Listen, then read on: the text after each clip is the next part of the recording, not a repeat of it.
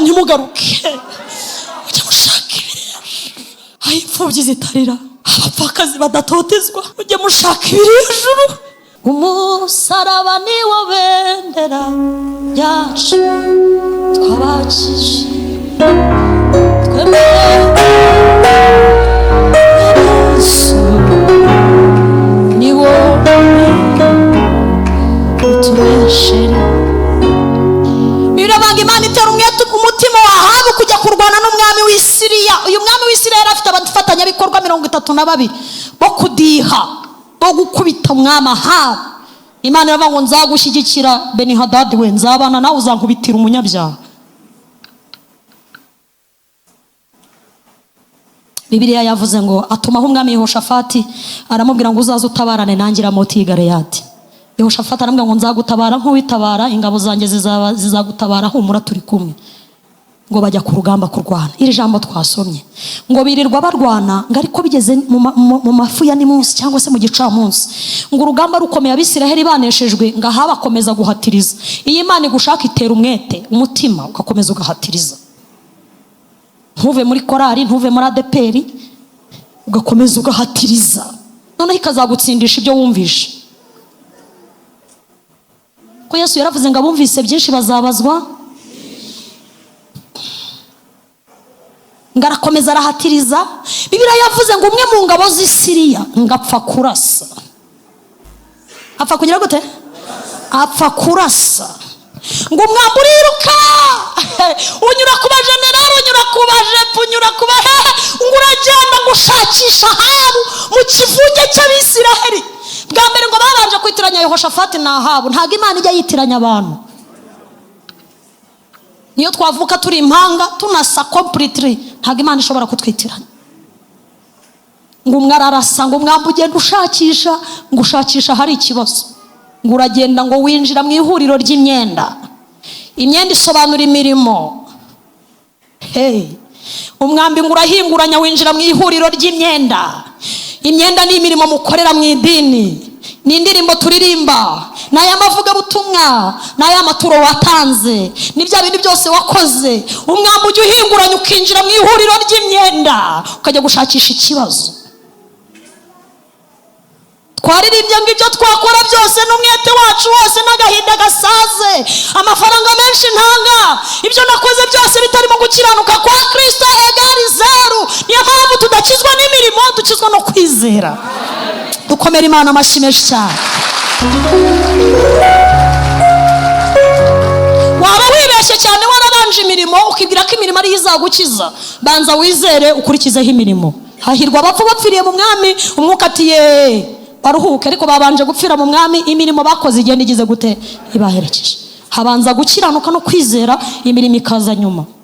Ari ibyo babantu bakora imirimo myinshi hari hanze bazaturusha kujyayo, ariko nibatizera Yesu bazarimbuka. Inkuru nziza mbafitiye nuko bakwiriye kwizera Yesu. Munyikirize amen. Umwami muhinguranya mu myambaro ya Ahabu yari yambaye silivupure. Hari abantu bikwije imirimo, bubatse insengero nyinshi, batanze amafaranga, bikwije imirimo. Hari abantu babwirije ureke ba Joseline bafinina. Hari abantu bavuze, hari abantu baririmbye.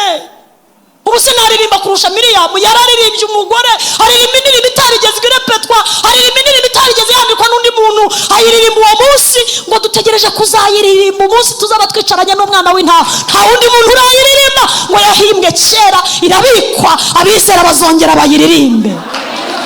Ariko ubonye Miriyamu yashashe ibibembe, bamwirukanye mu rusengero, tukagenda. Wavuga uti uyu ni Miriyamu waririmbye, kumbe umwambi wahinguranyije hagati y'imyenda. Uyu mwambi ndawushushanya n'urubanza rw'Imana rutabera. Imana ntibera. Urubanza rw'Imana ntirureba, ntago rureba icubahiro, ntirureba ubwiza, ntirureba igihagararo, ntirureba. Njya mbona abasaza banjye, ni byiza mujye mukora siporo. Kubona nyine harimo arashakisha ngo arebe ko abakobwa b'i Kigali bose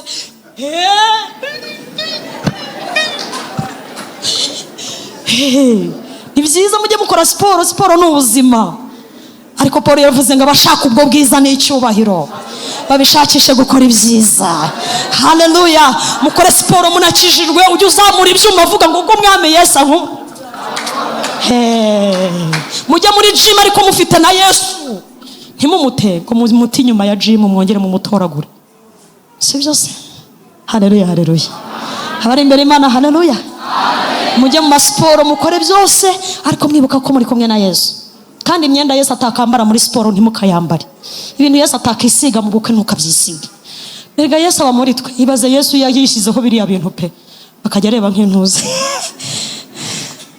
Nuse ko twitwa ba Kristo, urabona Yesu yagusohokana koko akagufata muri portesheri akavuga ati portesheri ni kwa kunda abasheri ngo bagenda ako yive na ntuze ko batabikozera portesheri. Hari abantu Yesu yagira isoni zo gusohokana nabo kandi bamwitirirwa, ariko akaba atasohokana nabo. Mutagenda na Dubai pe, nangu uti Yesu wengiye Dubai ariko mfiteyo Desire mu biro, mfiteyo uzanduhura.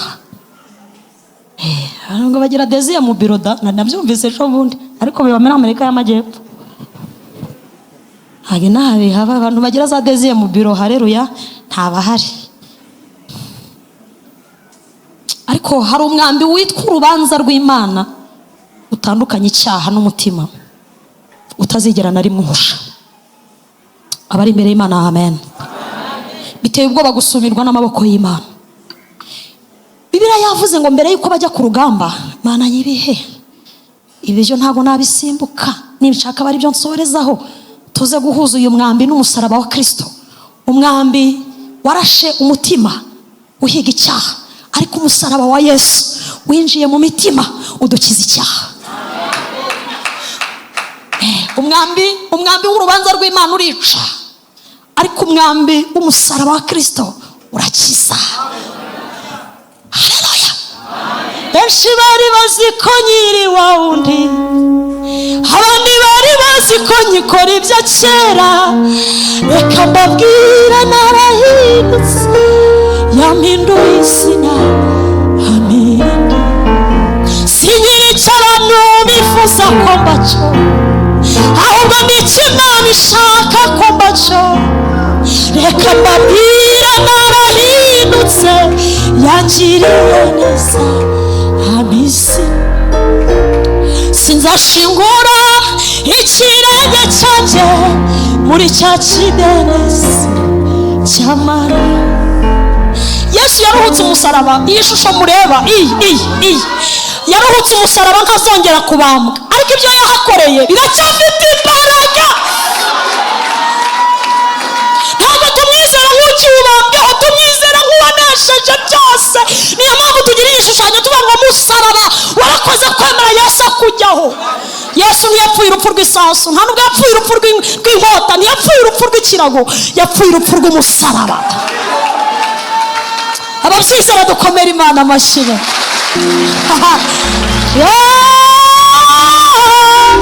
Amaraso yamenetse yankuyeho, njyewe narabawe naririmba kuko nzi Imana ibahuje. Mbere yuko ngo bajya ku rugamba ntago nahasimbuka Mana, ngo Yehoshafati yabajije Ahaba ati ariko nta bahanuzi baba hano ko uko twamenyereye kurwana tutajya tugenda itavuze? Ntago najya kurwana itavuze, niba tuzatsinda cyangwa tuzatsindwa. Ngo Ahaba hamagara abahanuzi 400 arabazana, ariko ngo hari habaye inama mu ijuru, ngo Imana irabaza ngo ninde muntu wamfasha Ahabu nkamwica ntarushye bitanduhije. Ngo hahaguruka umwuka, ntago ari umwuka w'Imana, iravuze umwuka ni inyuguti ntoya. Ngo hahaguruka umwuka aravuga ngo njye Ahabu namushobora, inzira njya nyuramo nkamushobora ndazizi, ni inzira z'ibinyoma, ndamubeshya. Nzamuhanurira amahoro ari intambara, nzamubwira ko bizagenda neza nta kizagenda. Uwiteka aravuga ati ngaho genda ubinkorere. Ngo umwuka w'ibinyoma winjira mu bahanuzi 400, baramubwira ati muhanu umwami genda urwana, Uwiteka aravuze ngo azatabarukana nawe. 400 ntaho batandukaniye n'abepfyo ngiyo bahano, bari inkoko z'abandi, batapfuna mayoneze z'abandi, bavuga ibyo itavuze. wakubwiye ngo uriya mugabo si uwawe, ngo Imana izaguha umugabo ngo ufite amatuza, ngo Imana izaguha wakoze gym ukamuta ugasiga urugo ubyariyemo 2, ugasiga urugo ubyariyemo 3. umugore wamuzanye afite ibiro 45, abonye agize 90 kuko wamuhaye care, usigaye ujya kureba amabebi hano hanze. Haho bitandukaniye nabo bababeshye.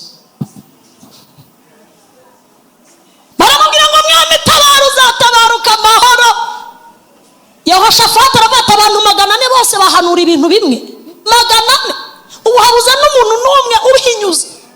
Aramubaza ngo mwami ahabu nta wundi muntu usigaye, nta usigaye twabarizamo Imana tukayibaza niba koko tuzatabaruka n'insinzi. Aramubwira ngo hasigaye umugabo umwe nanga witwa Mikayi, ahanura ibibi gusa. Buri munsi iyo twahuriye mu materaniro nta byiza mbwira, ntambwira etaje, ntambwira umugabo, ntambwira umugore, ntambwira abana, ntambwira iby'akazi, ndamwanga. Akora kubyo hejuru gusa, iby'inaha akabyihorera. Ariko Paulo yavuze ngo ubwo mwazuranywe na Kristo mujye mushaka ibiri hejuru gusa. Ubwo mwazuranywe na Kristo mukaba bitwa ba Kristo, mujye mushaka ibiri hejuru kuko ariho umukiza azava. Ndafashijwe Kozarina, mujye mushaka ibiri hejuru, aho umukiza ari, aho ubatabara ari, aho ubarengera ari, aho muzabitaka. Mujye mushaka ibiri hejuru, aho muzajya ntimugaruke. Mujye mushaka ibiri hejuru, aho imfubyi zitarira, abapfakazi badatotezwa. Mujye mushaka ibiri hejuru, mujye mushaka ibiri hejuru.